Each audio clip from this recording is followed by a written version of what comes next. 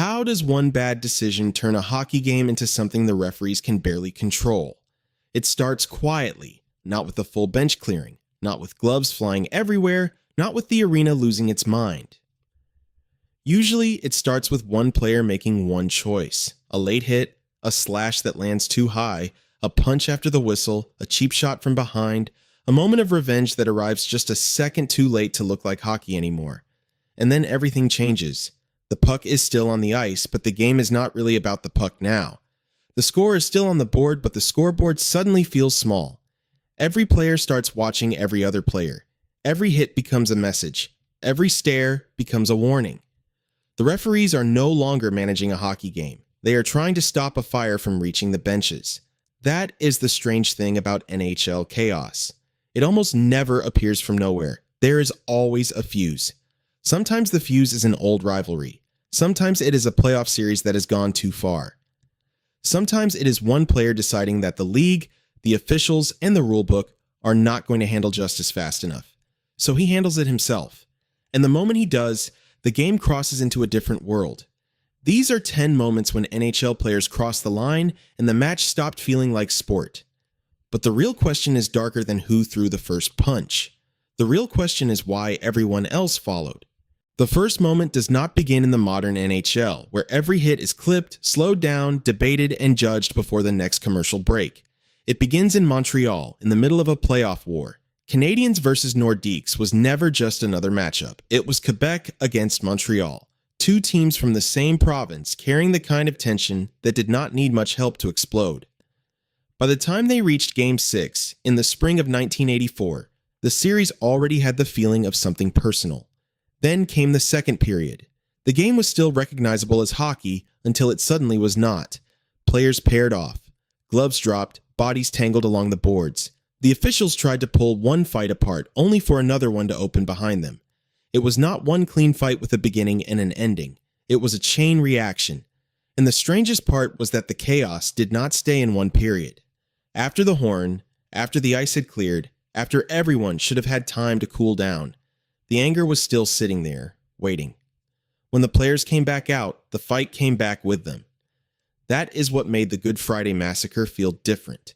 It was not just rage, it was rage with an intermission. By the end, the penalty sheet looked less like a game report and more like evidence from a riot. More than 200 penalty minutes, double-digit ejections. A playoff game that should have been remembered for Montreal, closing out a series instead became remembered for the night the Battle of Quebec turned into something closer to open conflict. And this is the first lesson. When a rivalry is already soaked in history, one bad spark does not start the fire. It only shows you how much gasoline was already there. The next line was crossed in a way hockey almost never wants to admit is possible. Because fights on the ice, as ugly as they can be, still happen inside the world of the game. There are boards. There are officials. There are teammates pulling players apart. There is at least some kind of boundary. At Madison Square Garden, that boundary disappeared. The Boston Bruins were playing the New York Rangers in late December of 1979, and the game itself was already tense. The Bruins had the lead. The final seconds were slipping away. The crowd was angry. The players were heated. Everything felt like it could end badly, but still, it was supposed to end on the ice. Then, a confrontation near the glass pulled the whole thing somewhere darker. Bruins players went over the boards and into the stands. Suddenly, the fight was not player against player. It was players and fans tangled together in the seats, with security trying to catch up to something that had already escaped the shape of a hockey game.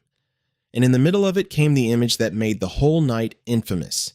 Mike Milbury, a Bruins defenseman, ended up with a fan's shoe in his hand. Then he used it. That detail is almost too absurd to sound real, which is why it stuck. A professional hockey player in an NHL arena, during a game, fighting in the crowd with a spectator's own shoe. It sounds like a bad sports movie, but it happened. And once players enter the stands, the violence changes meaning. A slash can be punished, a fight can be penalized, a cheap shot can be suspended.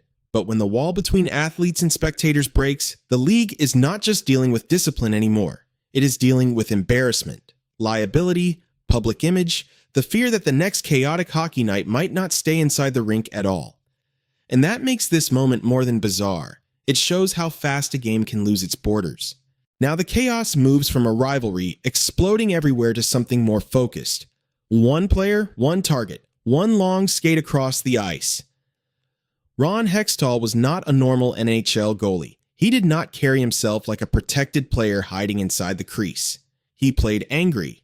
He played loud. He handled the puck like a third defenseman and acted like every inch around his net belonged to him personally.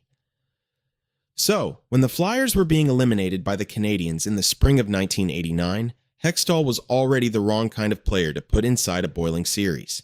The clock was dying. Philadelphia's season was dying with it. Montreal was moving on, and across the ice was Chris Chelios, the Canadiens defenseman Philadelphia had not forgotten. Earlier in the series, Chelios had delivered the hit that left Brian Propp hurt. To the Flyers, that was not just another playoff collision, it was unfinished business. Then, Hextall left his crease. That is the image that makes the moment feel almost predatory. A goalie does not casually drift into this kind of fight. He has to decide to go. He has to leave the safest place on the ice and cross open space with a purpose. Hextall went straight for Chelios. The gloves came up, the bodies locked. The officials rushed in. But the damage to the game had already happened because this was not the chaos of two players bumping into each other and losing control. This looked like a player carrying revenge from one moment into another. That is what made it dangerous. Hockey can survive anger. It can survive fighting. It can even survive bad blood between teams that hate each other.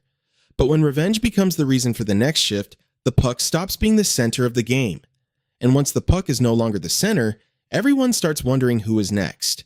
Some moments explode because everyone is angry at once. This one felt colder. Dale Hunter was not a random depth player losing his mind in a meaningless shift. He was the captain of the Washington Capitals, a hard player, a respected player in his own room, the kind of competitor who lived inside the uncomfortable parts of hockey.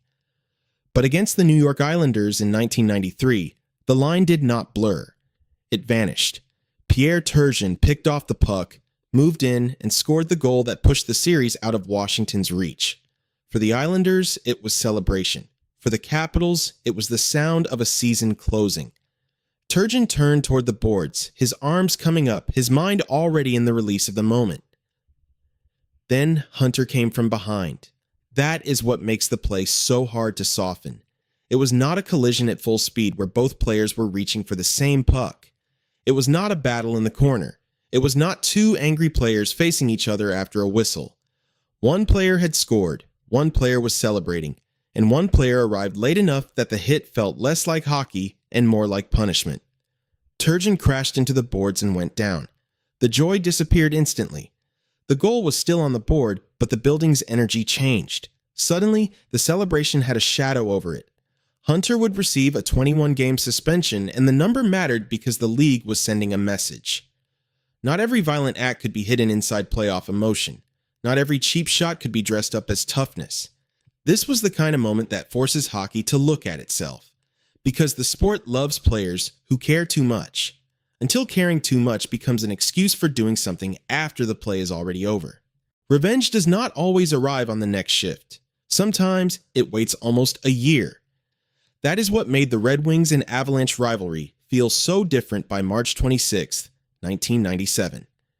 This was not a normal regular season game that happened to get rough. This was a game carrying the weight of the previous spring, when Claude Lemieux hit Chris Draper from behind in the playoffs and left Detroit with a memory it could not swallow. The Red Wings did not just lose that series. They left it angry. So when Colorado came back to Joe Louis Arena, the building already knew what it wanted. The fans knew, the players knew, and most of all, Darren McCarty knew. Then the moment came. McCarty went after Lemieux, and suddenly the old wound opened in front of everyone. Lemieux went down, McCarty kept swinging. The crowd erupted like it had been waiting months to exhale. But the chaos did not stop there, because once one act of revenge is allowed to breathe, everybody else starts settling their own accounts. Players grabbed partners. Fights broke out across the ice. The benches leaned forward. The officials were no longer stopping one problem. They were chasing a dozen. And then even the goalies were pulled into the storm, with Mike Vernon and Patrick Roy meeting at center ice in the kind of image that turns a rivalry into mythology. The strange part is that the game itself became legendary too. Detroit did not just fight. Detroit came back. Detroit won in overtime, and that is why the night became something bigger than a brawl. For Red Wings fans, it felt like justice. For everyone else, it showed the dangerous side of justice in hockey. Because revenge can look clean in memory when your team wins. But in the moment, it is still chaos wearing a jersey. There are hockey moments that feel violent inside the language of hockey. Then there are moments that stop sounding like hockey at all. Marty McSorley and Donald Brashear is one of those moments. By the time Boston played Vancouver in February of 2000, McSorley was already near the end of a long NHL career built around protection, intimidation, and the rough economy of old-school hockey. Brashear was younger, stronger, and one of the league's toughest men. This was not a meeting between two players who did not understand physical hockey. They understood it too well. During the game, they had already been involved with each other. There had been tension. There had been fighting. There had been the kind of emotional build that, in another era, people might have tried to explain away as part of the job. But near the end, McSorley crossed into something else. He came up behind Brashear and swung his stick toward his head. Brashear fell backward, hit the ice, and the arena changed instantly. This was not the roar of a crowd reacting to a fight. This was the sound a building makes when people understand they may have just watched something truly serious. A stick is part of the game until it becomes a weapon. That is the line. And once that line was crossed, the punishment moved beyond the normal hockey world. McSorley was suspended. Police became involved. A court case followed. The incident became less about penalty minutes and more about responsibility. That is why this moment still feels heavy. Not because hockey had never seen violence before, but because this was one of those nights when everyone watching had to admit something uncomfortable. The same sport that celebrates controlled aggression can become terrifying when control disappears.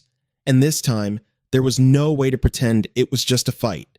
The Flyers and Senators did not need a long playoff series to lose control. They only needed history from the last meeting and a final stretch of game time where everyone understood what was really happening. In March of 2004, Philadelphia and Ottawa were not just playing out the clock. The game had a memory. In the previous matchup, Martin Havlat had swung his stick at Mark Recchi, and Philadelphia had not let that image disappear. So when the Senators came back into the same emotional weather, the tension was already waiting under the ice. Then the final minutes arrived. Donald Brashear and Rob Ray fought first, and that should have been the release valve. Two enforcers, one fight. A familiar hockey script, but instead of emptying the pressure, it opened the door. Brashear became involved again. Other players paired off. Goaltenders Robert Esch and Patrick Lallam joined the madness. Then came another face-off and another fight. Then another restart and more bodies grabbing, swinging, separating, and finding someone else. That is what made this game feel different from a normal brawl. It had rhythm, whistle, fight, face-off, fight, reset, fight again. At some point, the actual hockey almost became a formality. The puck dropped less like the start of play and more like permission for the next score to be settled. The penalty total climbed into NHL record territory. 20 players were ejected. The final score became almost meaningless compared to the paper trail left behind. And this is where hockey's old logic starts to look dangerous. The idea is simple. Players police the game when officials cannot. But what happens when the policing becomes the game? Because in Philadelphia that night, the chaos did not look accidental. It looked organized by anger. Then came the moment where the word chaos almost feels too small. Vancouver against Colorado in 2004 was already poisoned before the puck dropped. A few weeks earlier, Steve Moore had hit Canucks captain Marcus Naslund. Vancouver believed the hit deserved an answer. The league did not deliver the kind of answer the Canucks wanted, so the answer stayed in the room. That is the part that makes this incident so hard to separate from everything around it.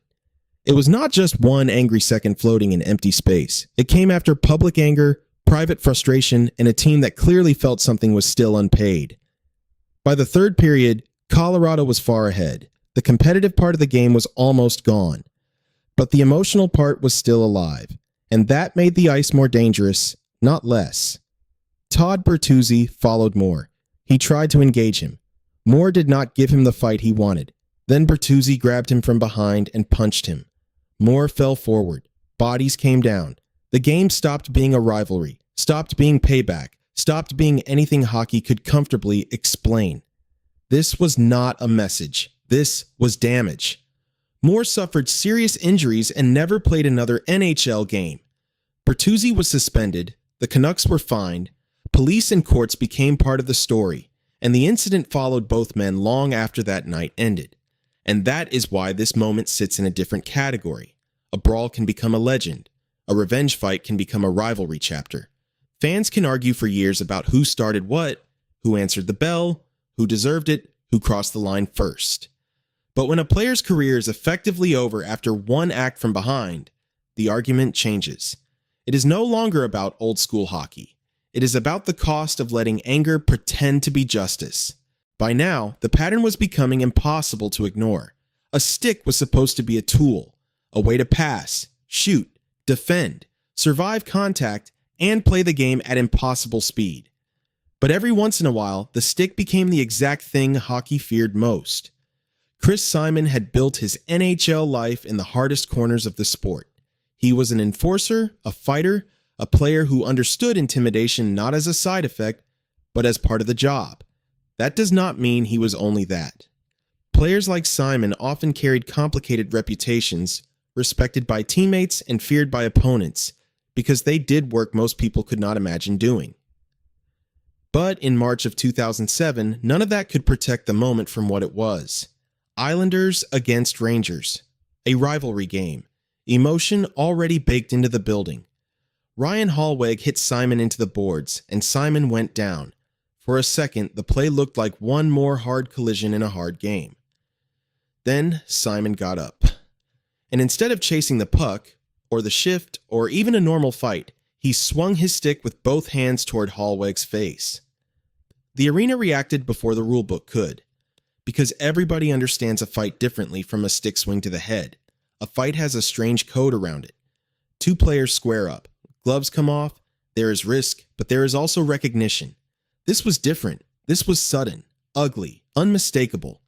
Simon was suspended for 25 games, a punishment that showed how little room the league had left for pretending these were just old hockey habits. The NHL could sell toughness. It could sell rivalry. It could sell bad blood. But it could not sell that. And the scariest part was not only the swing itself. It was how quickly one hit into the boards became one decision that changed the entire meaning of the night. By 2011, the NHL was supposed to be cleaner than the old brawl years. The game had changed. The league had more cameras, more review, more discipline, more public pressure. The wildest nights from the past were supposed to feel like artifacts from another era. Then the Penguins went to Long Island. Pittsburgh and the Islanders were not meeting in empty emotional space. 9 days earlier, Islanders goalie Rick DiPietro had fought Penguins goalie Brent Johnson, and Johnson ended it with one punch. DiPietro was hurt. The Islanders were embarrassed, and the next meeting carried that humiliation with it. That is a dangerous ingredient in hockey.